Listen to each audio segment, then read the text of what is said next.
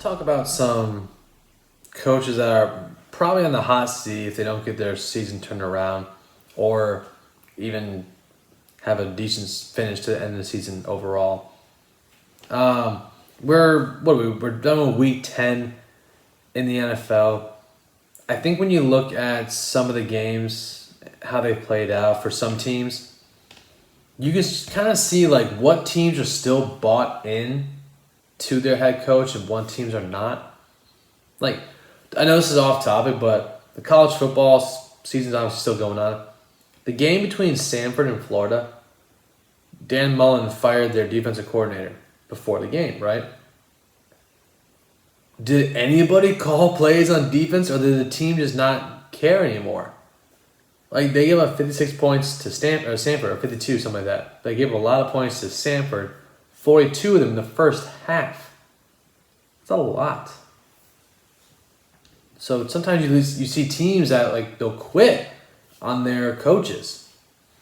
But let's go through some of the coaches that I personally think are on the hot seat and why they should be fired probably by the end of the season. Like the NFL, you see a lot of firings by the end, like what they call like Black Monday or something, because they know it's the firing of a lot of coaches after the games are done. I want to first start off with Vic Fangio of the Denver Broncos. I personally think I don't think he's that good of a head coach. I don't think he's done much for Denver since he's been there. I don't think he has that good of an eye for talent, for judging talent, if that makes sense.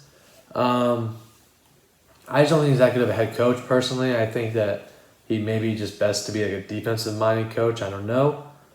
But personally, I don't believe in him as the head coach for the Denver Broncos. I think he is someone that at the end of the season, especially if the Broncos don't make the playoffs, he is looked at as someone that probably will just be let go. I just don't see much happening with him and why I would keep him around if I'm the Denver Broncos at that point. There's some first-year head coaches that I don't really want to go into. I mean, you could probably make the case for some, like, I think Dan Campbell's a good coach, but something's not working in Detroit. They haven't won anything.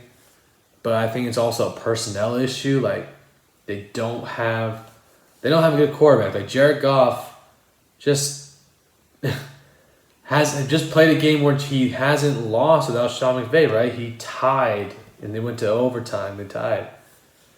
I think Brian Flores could be a coach that could be on his way out as well in Miami. You think about, and you look back to last year, right? They started off so bad last year, 2 years ago, excuse me. Started off so bad 2 years ago. Then they came on strong. Last year, nearly missed the playoffs. And then this past year, they've just been struggling. They're 3-7 right now. He is someone to me that is looked at as possibly, hey, if we don't have a good, strong finish to the season, like, let's say they finish like 5-12. Like, he could look at it as something that they want to move on from. I think he's a good coach, but you either look at it as like the roster for Miami is a very good roster. And they have a lot of pieces. Like, is he in position to take this team to the next level? It remains to be seen, but it's something that I think he could be on the hot seat. Coach Zach Taylor, right, from Cincinnati. I think that's his name, yeah, Zach Taylor. If they don't make the playoffs this year, I would move on from him. I think Cincinnati's a good team. But what has he done? So this is his first year where he's actually doing something. Yeah, he's got a quarterback, got a receiver, but I don't think he's that good of a head coach. That's just me. Again, he's 5-4 this year right now with the Bengals, so there's still some optimism there. I get it. I agree. But I personally would not bring him back. I think you can get a better head coach that's out there. Maybe even Urban Meyer.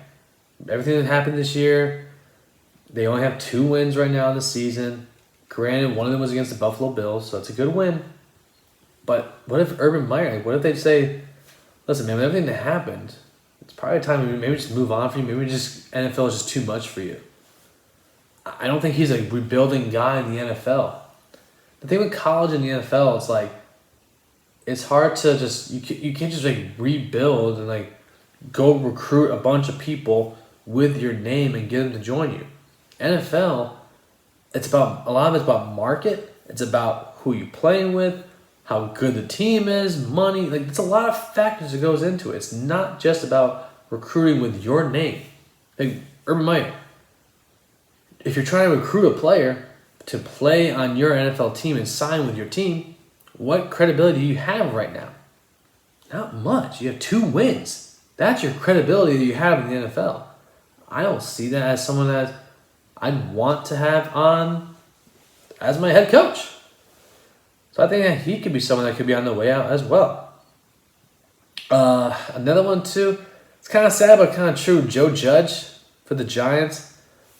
Like, 2 years as a head coach, and I don't think the Giants are going to make the playoffs again, especially Dallas is just taking control of the NFC East, which is good. I'm glad a good team is actually going to come out in the NFC East this year. So, yeah, Joe Judge could be a coach that they decide to move on from. And then Matt Nagy. I think Matt Nagy is as good as gone in Chicago. Like, no, it's not working out, dude.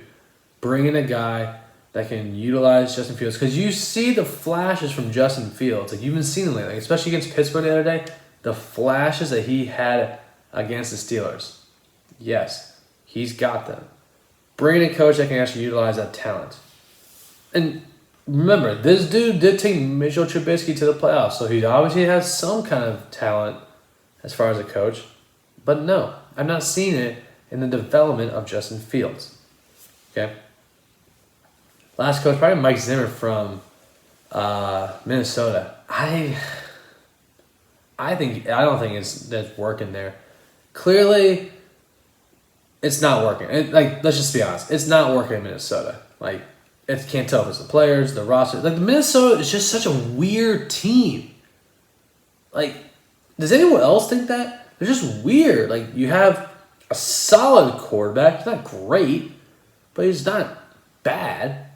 A good running back. 2 great receivers. Defensively, though, when you look on paper, they should be really good defensively. But it's like, what is it? And if you feel like a lot of times it's the coaching. And yes, the kicking issues too, but the coaching too. So, I mean, again, those are just, all those coaches I named off are coaches that I personally believe are on the hot seat to when the season ends. If they don't have a strong finish, like, honestly, those teams I named off, I don't even see any of them making the playoffs, like all those. And so, a lot of times, coaches get fired because they're not making the playoffs, they're not winning. It's all about what you have done for me lately. These coaches lately, if they don't make the playoffs, that's what they have done for them lately, is miss the playoffs. NFL, you're trying to win games. You're trying to make it to the NFL, you're trying to make it to the Super Bowl, win a championship, yada, yada, yada. If you are these coaches and you're not doing that, what good are you towards me as an owner to have my team become successful?